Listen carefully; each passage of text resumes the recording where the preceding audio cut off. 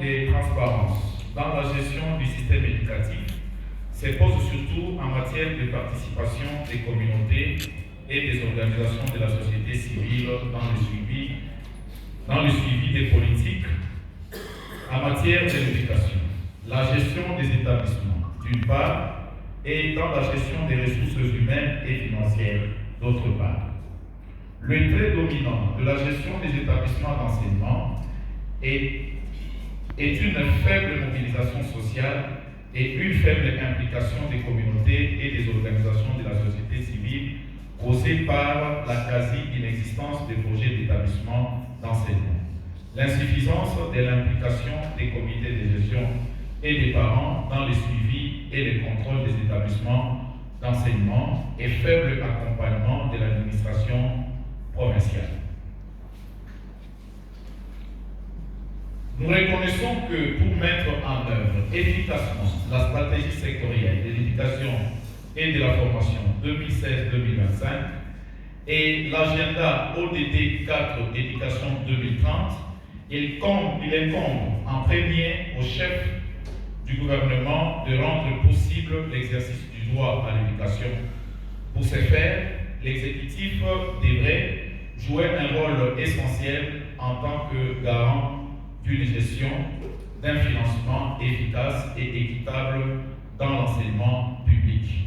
Par ailleurs, les partenaires à tous les niveaux doivent être guidés par le principe du dialogue sur les politiques ouvertes, inclusives et participatives, la responsabilité mutuelle, la transparence et les synergies. Nous réaffirmons que pour être efficace, la participation doit commencer par l'implication des familles et des communautés afin de renforcer la transparence et de garantir une bonne gouvernance de l'administration de l'éducation et que la responsabilité accrue au niveau des écoles pourrait renforcer l'efficacité dans la fourniture des services de l'éducation dans la province. Vu que l'État congolais a érigé le partenariat en matière de l'éducation scolaire en mode de gestion, associant ainsi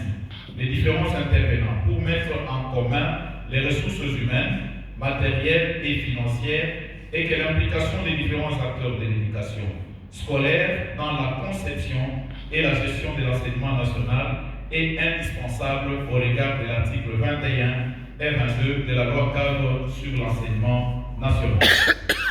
À l'issue de l'atelier d'échange sur l'examen du rôle de la société civile dans la mise en œuvre des stratégies sectorielles de l'éducation et de la formation, SSF 2016-2023, et l'objectif de développement durable 4, ODD 4, dans la ville de Kalemi, nous avons observé des résultats positifs enregistrés ces dernières années avec la mise en œuvre de la politique de la gratuité de l'enseignement primaire. Nous constatons cependant qu'à 6 mois de l'achèvement de la mise en œuvre de la SSF 2016-2025, tel que décliné par le plan d'action opérationnel de la province et à 66 mois de l'échéance de l'agenda éducation 2030, l'efficacité du système éducatif demeure relativement faible